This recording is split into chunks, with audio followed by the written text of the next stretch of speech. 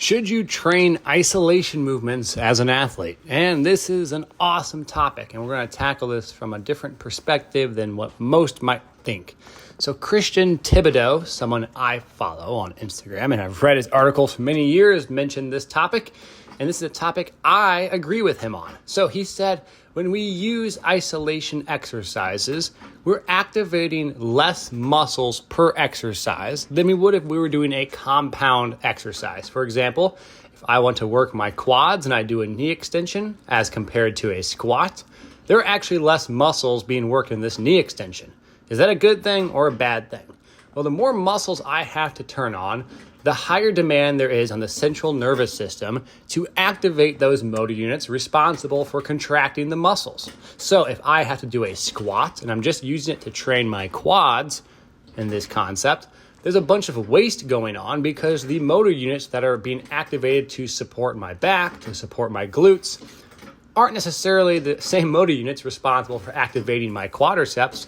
So there's a lot of excess exhaust, essentially. You can think about it here. A lot of wasted energy. However, if the goal is to activate a high number of motor units, then the opposite is true, that squatting can be useful.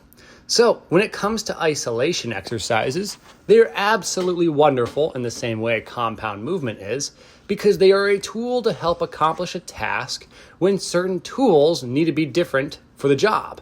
So if I'm trying to make sure I still train my quads or my hamstrings, which you're going to see here, by the way, are partial rep length and position hamstring exercises. I'm working that end range of motion.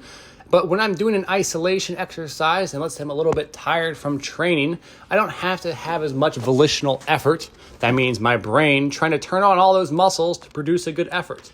Instead, I'm just focusing on my hamstrings and my quads. And what you'll see back are my glutes in isolated form.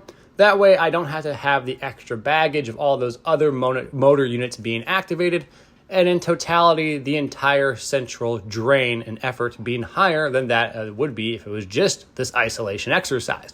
So of course, isolation exercises are useful.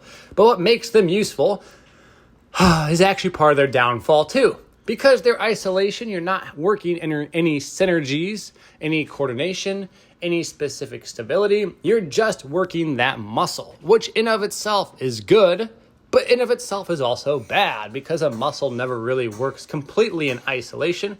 It always works in a coordinated effort. If I was only doing this and expecting to move better, I don't think I would move a ton better.